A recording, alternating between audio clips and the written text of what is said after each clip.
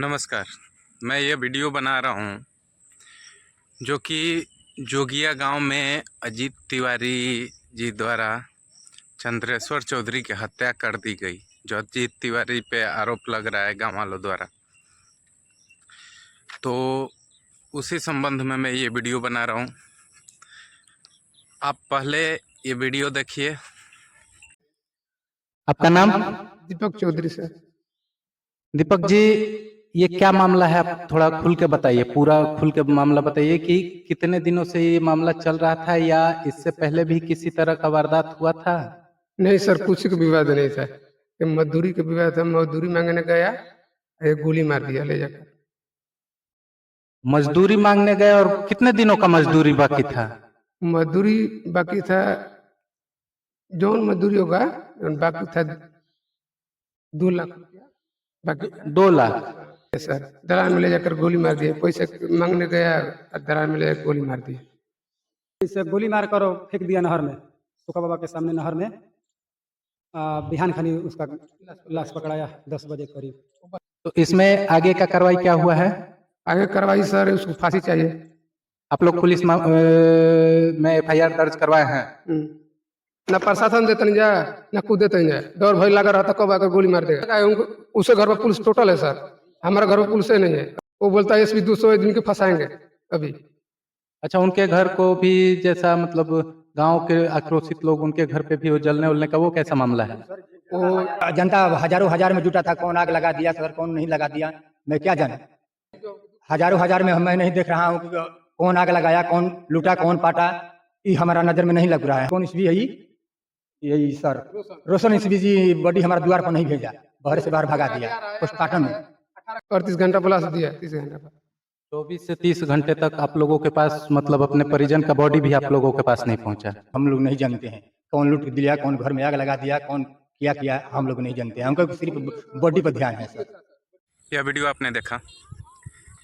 मैं इसमें अजीत तिवारी जी द्वारा किए गए हत्या की, जो कि वहाँ के गांव वाले आरोप लगा रहे हैं, चंद्रेश्वर चौधरी के परिवार वाले आरोप लगा रहे हैं, मैं इस काम को, किए गई हत्या को बहुत ही कड़े शब्दों में निंदा करता हूं और इसका कहीं भी समर्थन नहीं करता हूं।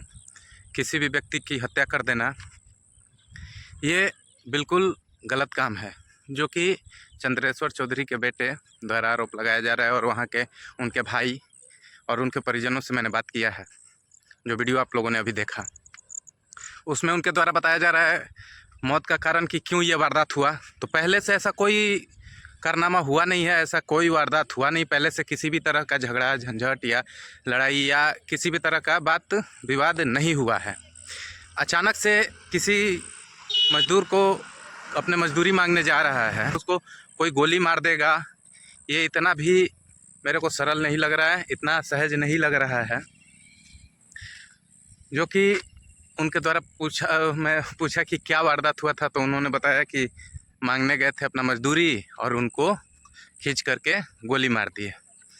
तो मेरा एक इतना सा सवाल है कि अजीत तिवारी, जो कि 150 बीघा के किश्तकार हैं, जिनका 150 बीघा ज़मीन है, जिनके दरवाजे पे हमेशा 5-7 लाख, 10 लाख, 12 लाख रुपया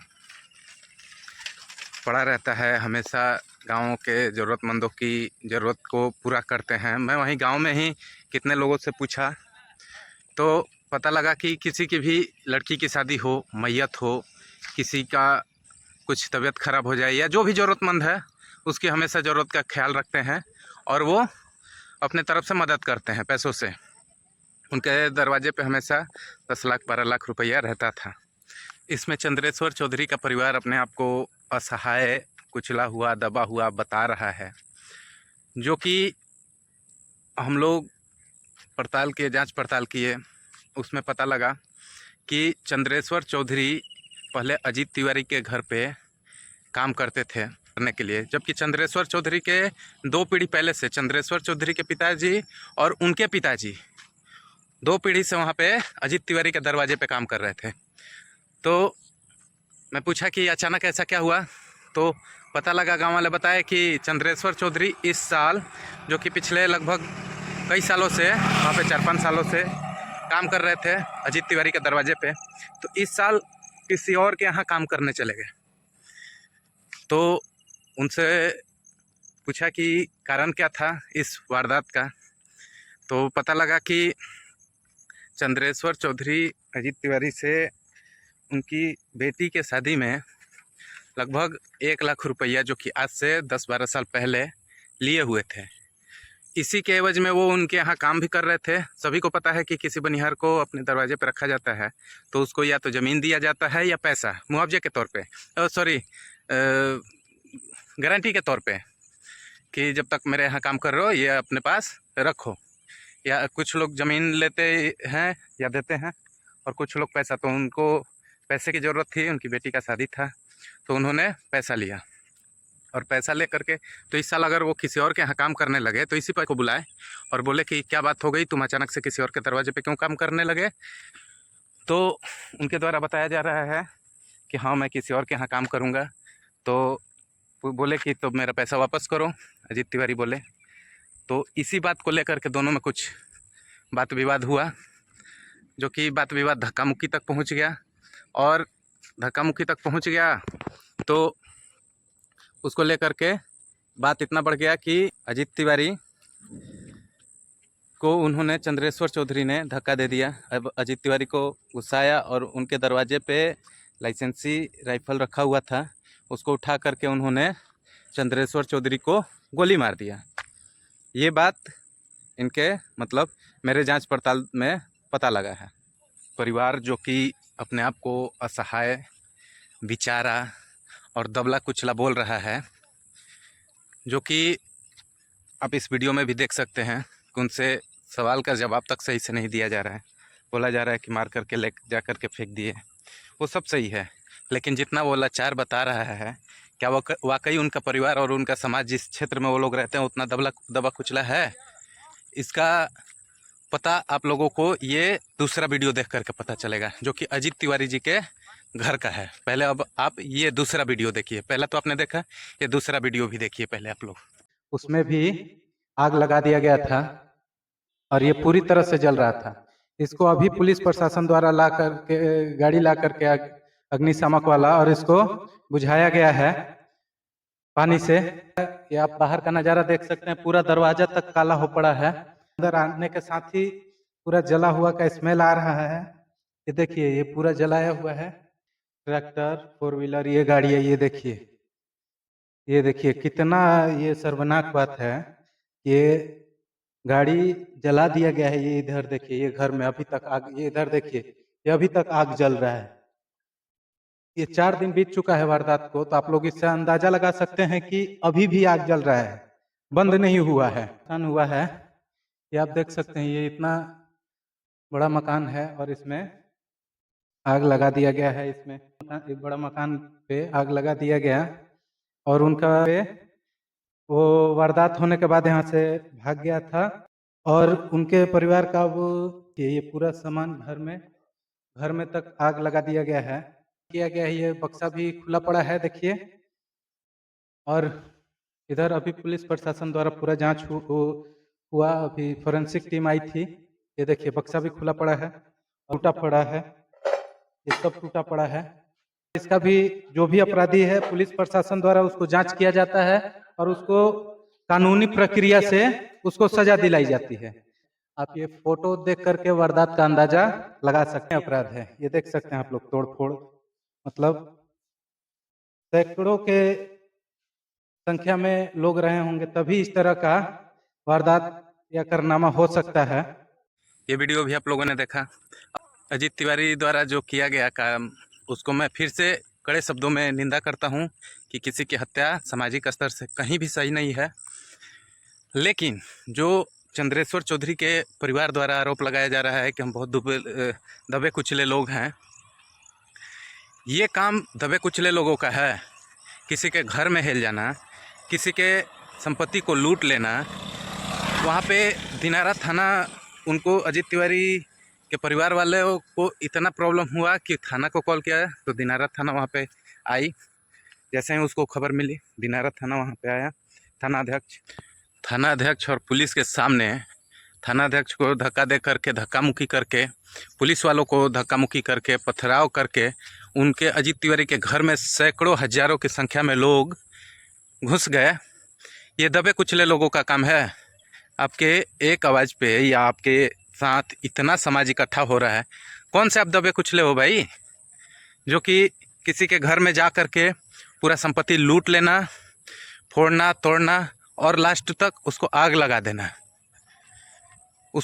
देना। उनका जो कि वहाँ पे परिवार था, वो पिछले वाले मकान में, जो कि घर होता है, तो पिछले वाले घर में रहता था। उस घर में घर का दरवाज़ा बंद था, घर के दरवाजे को तोड़ कर के अंदर हेल जाना, पुलिस का भी बात नहीं मानना, पुलिस से भी धक्का मुक्की करना और उसके बाद घर में हेल जाना, घर में हेल करके लूट करना, बक्सा तोड़ करके गहनों का लूट करना, वहाँ पे उनका लाइसेंसी हथियार था उसका लूट करना, घर के औरतों के साथ कहीं ना कहीं गलत करने का प्रयास करना, ये दबे कुचले लोगों का काम है। अगर आपके साथ गलत हुआ था, आप दबे कुचले हैं, तो आपको तो पुलिस प्रशासन पे भरोसा रखना चाहिए था। अगर पुलिस प्रशासन आपकी बात नहीं सुनती, नहीं कुछ करती, तो समाज था, समाज आपके साथ खड़ा होता। समाज से भी आपने ये नहीं लिया और समाज को, अपने गांव के लोगों को हेल्प ले करके उनके घर में हेल जाना, उनके घर के बाहर राइफल ले करके खेत में लहराना दौड़ना, ये दबे कुचले लोगों का काम है। ये तो कहीं ना कहीं बर्बरता की सीमा पार कर दी गई है, जो कि वहाँ पे बाद में एसपी रोशन कुमार सर भी आए थे, उनके साथ धक्का मुक्की कर देना, उनके साथ झगड़ा पे उतारू हो जाना। आप कौन से दबे कुचले हो भाई? और उनके साथ भी मतलब पूरा धक्का मुक्की का प्रयास करना, उनका बात नहीं सुनना, एसपी का, जो कि आपके डिस्ट्रिक्ट का और ज़िले का एसपी है, उसका बात नहीं सुनना, और आप बोल रहे हो कि हम बहुत दबे कुचले लोग हैं। पुलिस किसकी प्रोटेक्शन करती है? अजीत तिवारी के घर पे पुलिस क्यों है? क्योंकि उसको डर है कि अभी भी सैकड़ों के हज़ारों के संख्या में लोग उनके घर पे धावा बोल देंगे।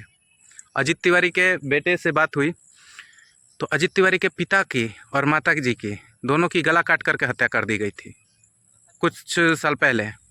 तो उन्होंने तो ऐसा कभी कुछ नहीं किया। किसके घर में हिले, किसके दरवाजे में आग लगाए, किसके घर के बहू बेटियों के साथ गलत करने का प्रयास किए, किसके घर का लूट किए?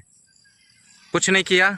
और आप लोग बहुत दबे कुचले लोग हो, तो आप लोग हज़ारों की संख्या में किसी के घर में हिल जा रहे हो और आप बोल रहे हो कि दबे कुचले लोग हैं। पुलिस द्वारा रोके जाने पर पुलिस को धक्का दे देना, तो मेरा कहने का मतलब यही है कि इस समाज में फॉरवर्ड और बैकवर्ड की राजनीति शुरू हो गई है। उसके हत्या के 4 दिन बाद आए थे तेजस्वी यादव भी वहाँ पे आए थे, तो फॉरवर्ड और बैकवर्ड की राजनीति चालू हो गई है। दोनों तरफ से नेतागढ़ जुटना चालू हो गए हैं, तो यहाँ पे फॉरवर्ड और बैकवर्ड की राजनीति हो गई है। मेरा समाज से सीधा एक प्रश्न है कि ये कौन सा समाज है जो कि दबे कुचले लोग इस तरह के हैं, और जो हत्या करता है वो अपने परिवार तक का बचाव नहीं कर पाता है और वो घर छोड़ के भागने को मजबूर हो जाता है। तो वो सबका शोषण किया है, और आप लोग दबे कुचले लोग हो तो उसके घर में हिल जा रहे हो हज़ारों की संख्या में। अगर वो दबाने वाला होता तो किसी की मजाल थी कि किसी के घर में हिल जाए? तो इस पे समाज की राय बहुत ज़रूरी है। इस केस में समाज की राय मोस्ट इम्पोर्टेंट है। अभी कुछ दिन पहले जवैनिया गांव में भरत तिवारी का एनकाउंटर हुआ था, जो कि पुलिस प्रशासन द्वारा किया गया था, जिसका पूरा फॉरवर्ड समाज जो भी वहाँ पे इकट्ठा था, जबकि वो फॉरवर्ड की लड़ाई नहीं थी, भरत तिवारी बैकवर्ड की लड़ाई लड़ रहे थे। वो उनको न्याय दिलाना चाहते थे, वो उस गांव में काम कराना चाहते थे। खैर वो क्या मामला था वो छोड़िए, लेकिन उनका हत्या हुआ तो पूरा समाज वहाँ पे इकट्ठा होकर के वो शांति प्रिय लड़ाई लड़ा, और आज उसका परिणाम देखिए। बिहार से लेकर के दिल्ली तक लड़ाई लड़ा, जंतर मंतर तक। उसका परिणाम देखिए कि पुलिस द्वारा कार्रवाई की गई, जो भी उसमें आरोपी थे उनको सस्पेंड किया गया, उन पे कार्रवाई हो रही है, उनकी गिरफ्तारी होना चालू हो गई है। तो ये एक जरिया होता है न्याय मांगने का, कानून से, प्रशासन से। तो दबे कुचले लोग आप लोग हो और इस तरह का काम कर रहे हो, किसी के घर में हज़ारों की संख्या में हिल जाना, ये दबे कुचले लोगों का तो काम है नहीं। खैर, समाज से मेरा ये सवाल है कि आप लोग इस पे ज़्यादा से ज़्यादा कमेंट करें और अपनी अपनी राय ज़रूर रखें, ताकि बैकवर्ड और फॉरवर्ड की राजनीति जो हो रही है वो कहीं ना कहीं कम हो सके और सब लोग एक समाज में मिलजुल करके रह सके। सब एक ही पेड़ के शाखा हैं, तो मेरा ये मानना है कि सब लोग साथ मिलकर रहेंगे तो खुशहाल रहेंगे। और इस जो भी ये दोनों वीडियो है उसका, ये तो छोटा छोटा क्लिप था, दोनों वीडियो का फुल वीडियो मेरे यूट्यूब चैनल आदि जनता टीवी, आप यूट्यूब पे सर्च मारिएगा आदि जनता टीवी, तो मेरा चैनल सबसे ऊपर आ जाएगा, उस पे जाइएगा। तो ये दोनों इंटरव्यू जो हम लोग मेरे द्वारा किया गया है वहाँ जा करके ग्राउंड रिपोर्टिंग, तो ये दोनों वीडियो फुल अवेलेबल है। मैं इसलिए इस पे वीडियो बना रहा हूँ क्योंकि मैं वहाँ गया हूँ, मैं दोनों पक्षों को देखा हूँ, मैं दोनों गाँव में घूमा हूँ, मैं ग्राउंड स्तर से इसको महसूस किया हूँ, इसलिए इस पे वीडियो बना रहा हूँ। तो इसको आप लोग ज़्यादा से ज़्यादा कमेंट करें, शेयर करें। धन्यवाद।